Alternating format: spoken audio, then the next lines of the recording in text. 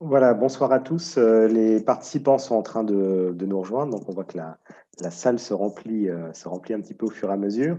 Je vous souhaite une cordiale bienvenue ce soir pour cette deuxième édition du Meet and Connect de la CCI France-Suisse, un format qu'on a développé maintenant depuis à peine une semaine. C'est la deuxième édition et donc ça se passe les mercredis entre 18h et 19h pour une séquence en petit comité. Vous verrez, on ne sera qu'une quinzaine a priori ce soir. On limite volontairement la participation pour privilégier justement les échanges interactifs entre notre intervenant et les participants qui sont présents. Alors, notre intervenant ce soir, c'est Thibaut Reversé, qui est le CEO de Crédit Agricole Next Bank ici en Suisse, qui va aborder un thème qui est le changement de business model pour une banque de retail face au taux négatif.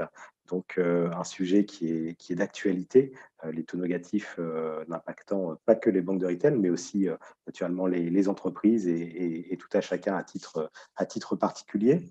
Pour le déroulé de la soirée, ce qu'on a prévu, c'est que Thibaut Reversé fasse une présentation d'une quinzaine de minutes environ.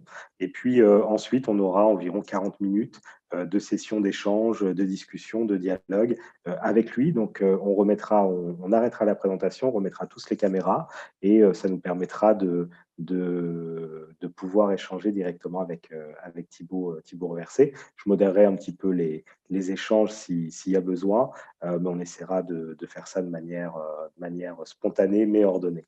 Voilà en quelques mots le déroulé de la soirée. Alors, la séquence de présentation est enregistrée et je vais tout de suite passer la parole à Thibaut Reversé, CEO de Crédit Agricole Next Bank ici en Suisse. Merci Thibaut d'être avec nous ce soir et je te passe le micro et la caméra. Merci beaucoup, Romain. Bonsoir à tous. J'étais vraiment ravi de pouvoir contribuer à cette réunion ce soir. Et donc de vous parler d'un sujet à la fois d'actualité, mais qui dure depuis un petit moment, donc à savoir la gestion pour les banques retail des taux négatifs. Et en Suisse, c'est un sujet où la Suisse a été particulièrement précurseur en la matière. Ma présentation s'articulera sur un petit background finalement technique sur l'origine des taux négatifs en Suisse et puis finalement ses conséquences pour une banque retail sur deux de ses grandes activités. D'abord, la gestion des dépôts des clients et puis de l'autre côté, la gestion du financement, les crédits réalisés à ses clients. Et donc, on voit que c'est la conjonction des deux qui amène à s'interroger finalement sur le business model d'une banque, on va dire stricto sensu, retail sur le territoire suisse. Alors, si Romain, tu peux me confirmer que la présentation s'affiche. Oui, la présentation s'affiche bien, aucun problème. Super, ok. Donc, eh bien, en synthèse, effectivement, la Suisse évolue sur des territoires, un territoire de taux négatifs depuis maintenant 5 années. C'est une volonté de la Banque nationale suisse de gérer des taux extrêmement négatifs. Pourquoi? D'abord pour limiter les impacts négatifs du franc fort. Le franc fort, c'est la parité entre le franc suisse et l'euro, et le franc suisse et l'US dollar, qui sont des monnaies, on va dire, compétitrices. Et pourquoi cela? C'est pour gérer la situation économique de la Suisse, ses exportations, bien sûr, pour limiter donc ces impacts négatifs du franc fort. Donc c'est bien une politique, et on le verra un petit peu plus loin, qui a permis de limiter la hausse du franc suisse contre les autres devises, principales devises internationales. Alors pour gérer cette problématique de parité, la Banque nationale a différents outils à sa disposition, et elle a notamment le taux de dépôt et donc la rémunération finalement des dépôts en banque centrale, qui permet d'influencer très fortement la rémunération des dépôts en général. Et donc, la Confédération, aujourd'hui, n'a certes pas des besoins très importants d'emprunt sur les marchés financiers pour financer ou refinancer sa dette, mais ça lui permet d'emprunter à des taux très bas, inférieurs aux taux de la plupart des autres banques centrales des autres pays, ce qui permet d'éviter un afflux de cash sur la devise franc suisse, puisque quand on investit sur un actif en franc suisse ou en euros, on regarde le risque, mais on regarde aussi combien ça rémunère. Donc, on a des taux négatifs, ça rémunère moins que d'autres actifs. Donc, c'est un effet pour éviter que les fonds au niveau international s'investissent trop sur le franc suisse. Alors, tout ceci a des conséquences pour des banques retail en Suisse. Dans un marché, il faut avoir bien en tête un marché de banques suisses retail qui est particulièrement rentable. Les banques suisses retail ont des rentabilités finalement assez largement supérieures à celles, par exemple, des banques retail françaises, qui sont pourtant en zone euro parmi les plus rentables de la zone. Donc, des impacts potentiels sur la rémunération des dépôts des clients et sur les crédits. Sur les dépôts des clients, pendant longtemps, finalement, les banques suisses n'ont pas répercuté sur leur clientèle ces taux négatifs. Donc, on a une convergence de la rémunération des dépôts vers zéro, puis ensuite l'application des taux négatifs sur les clientèles institutionnelles, sur les clientèles entreprises, mais de manière relativement modérée sur les clientèles de particuliers, qui sont en général le cœur du business des banques retail.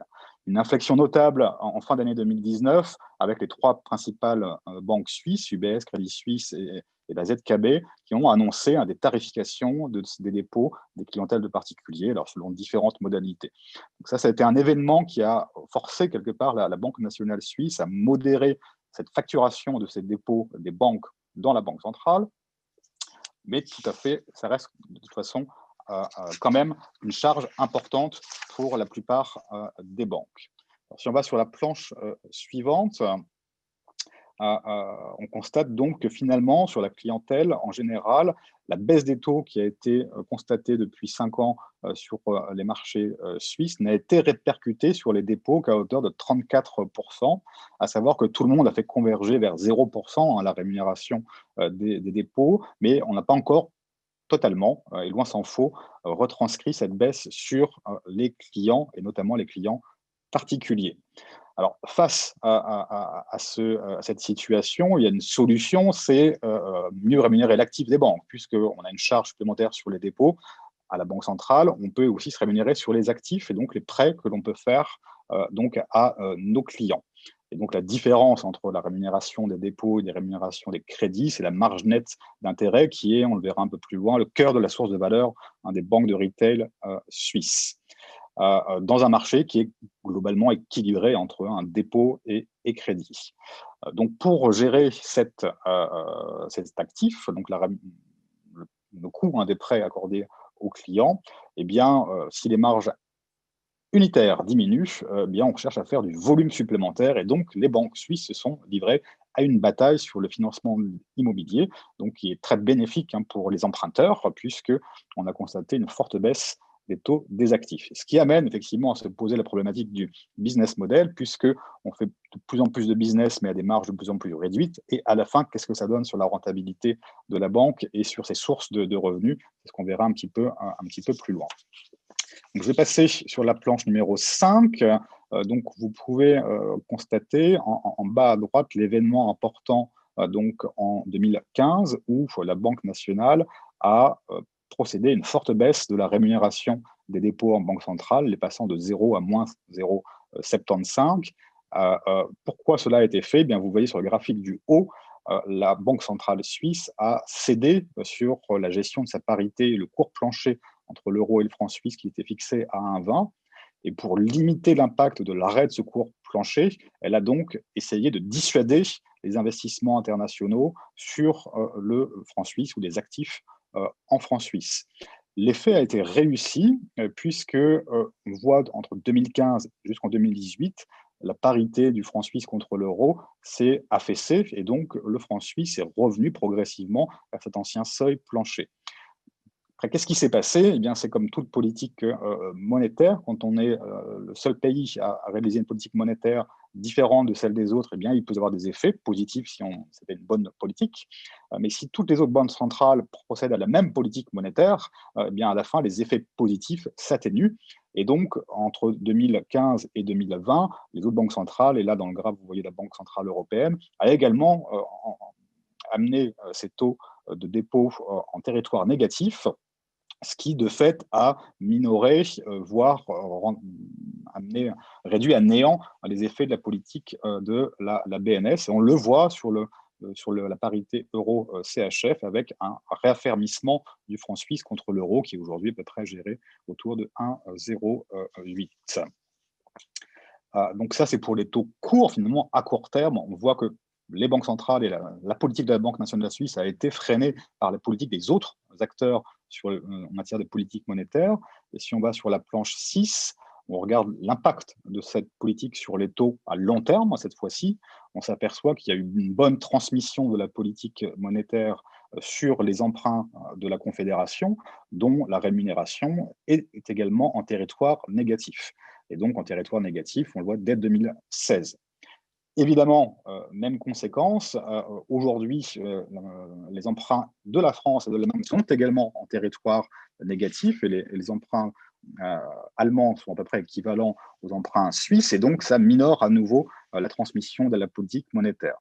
Donc, pour une banque retail, nous avons un impact sur la rémunération des dépôts de nos clients qu'on a fait converger vers zéro, mais pas totalement vers les taux négatifs. Et en face, notre actif, donc les crédits que nous avons accordés, où nous avons fait baisser les marges, puisque l'index finalement de ces crédits à long terme, la référence ultime, ce sont les emprunts, le prix auquel emprunte la Confédération, auquel on ajoute une marge, un spread. Donc, cette marge globale entre la rémunération des dépôts et la rémunération des crédits s'est rétrécie au fil du temps, donc ce qui amène les banques à devoir s'interroger sur comment générer de la rentabilité dans ce contexte où le bilan, la marge sur le bilan se réduit. Premier réflexe de toutes les banques, et c'était le cas dans à peu près toutes les juridictions, en tout cas européennes, eh bien, si on a moins de marge unitaire, on va essayer de faire plus de volume pour compenser, qui est la solution la plus tentante et que tout le monde a effectivement réalisé. Donc, on va en planche numéro 8 et on fait un zoom sur le marché des crédits en Suisse. Et donc, on s'aperçoit donc sur le graphique en haut à droite que le taux hypothécaire à 10 ans, donc le taux auquel prêtent en moyenne les banques pour financer une hypothèque, est passé d'un peu plus de 3% en 2010 à environ 1% aujourd'hui sur un taux à 10 ans. C'est une moyenne, on peut trouver moins cher ou plus cher, mais on va dire, voilà, une forte baisse. En face, les taux à court terme, c'est la courbe en bas, rouge en bas du graphique, eux sont restés scotchés à moins 0,75, voire à zéro pour les banques qui n'ont pas répercuté aux clients cette baisse des taux, donc la marge a diminué. Donc c'est très favorable à la clientèle qui emprunte, bien sûr, et beaucoup moins favorable à la clientèle qui épargne. La conséquence sur le marché du crédit, on le voit sur le graphe en haut à gauche cette fois-ci, donc l'endettement des acteurs, et donc notamment des particuliers en Suisse, s'est envolé par rapport au PIB suisse. Et donc, ce ratio rapporte les crédits bancaires au PIB a fortement progressé. Donc, on est entré dans une certaine spirale de l'endettement, puisqu'on a facilité l'endettement des clients et avec des banques très volontaristes pour traiter au maximum de clients et donc régénérer de la marge par le volume. Bien sûr, nous sommes aujourd'hui une profession extrêmement régulée. Et donc, quand on voit ce ratio crédit bancaire sur PIB qui s'envole, eh bien, nous avons un régulateur qui s'inquiète beaucoup. Et donc, on va à page 10, notre régulateur bancaire en Suisse s'appelle la FINMA, qui a identifié le risque de financement immobilier comme l'un des principaux risques générés aujourd'hui par les banques en Suisse et donc cherche, par différentes mesures prudentielles, collectives ou individuelles, à réduire la volumétrie des crédits et en tout cas en assurer la sécurité. Alors c'est de fait une bonne pratique d'un régulateur d'essayer de limiter l'endettement dans son pays, évidemment, et de gérer les risques. C'est d'autant plus vrai en Suisse que le pays a connu un krach immobilier au début des années 90 qui a emporté plusieurs banques, et parmi les banques qui restent encore aujourd'hui, qui ont survécu à cette crise, certaines en portent encore les stigmates. Donc, de nombreuses politiques, et je ne vais pas entrer dans le détail des éléments que la FINMA oblige chaque banque à respecter, mais beaucoup de politiques pour réduire la capacité des banques à prêter. Et donc, à nouveau, face à cette problématique de taux négatifs, les banques ont essayé de faire plus de volume, et là, on a le régulateur qui nous empêche d'en faire un peu trop. donc on favorise un peu moins l'emprunt et donc l'acquisition d'un logement principal, puisque c'est souvent ça dont on parle pour un particulier.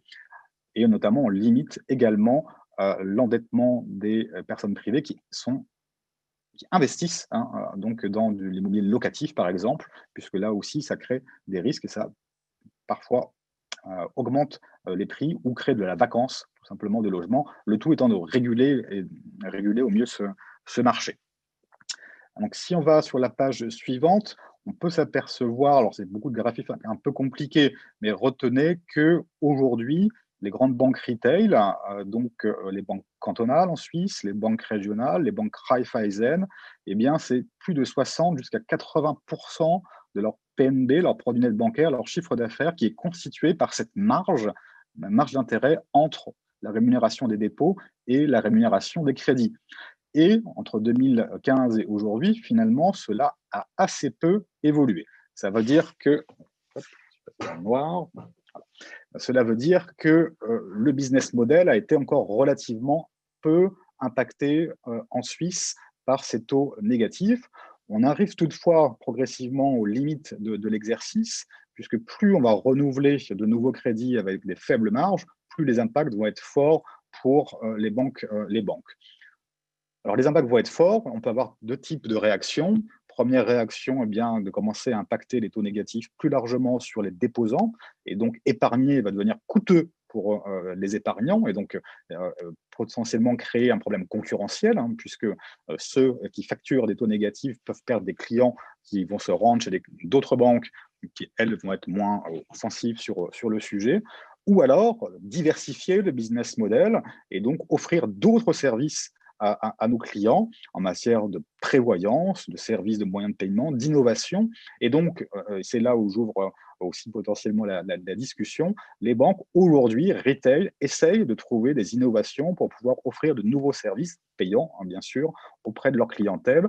Certaines, et on le voit, on a pu le voir récemment, vont plutôt essayer de travailler sur les coûts, donc en réduisant leur réseau physique pour pouvoir absorber cette baisse. Donc, il n'y a pas de solution unique au sujet des taux négatifs, si ce n'est que chaque banque, par contre, est impactée et donc a des solutions à trouver selon son histoire, selon sa proximité territoriale. Entre une banque cantonale ou un UBS, évidemment, on n'a pas les mêmes conséquences ou mêmes pratiques pour gérer cette situation, mais il n'en est pas moins qu'aujourd'hui, toutes les banques retail sont confrontées à ce sujet-là, qui est vraiment le cœur de leur business, et donc ont des solutions demain à trouver pour pouvoir conserver cette rentabilité que j'ai indiquée au début de mon propos comme étant l'une des plus belles rentabilités du secteur retail en Europe.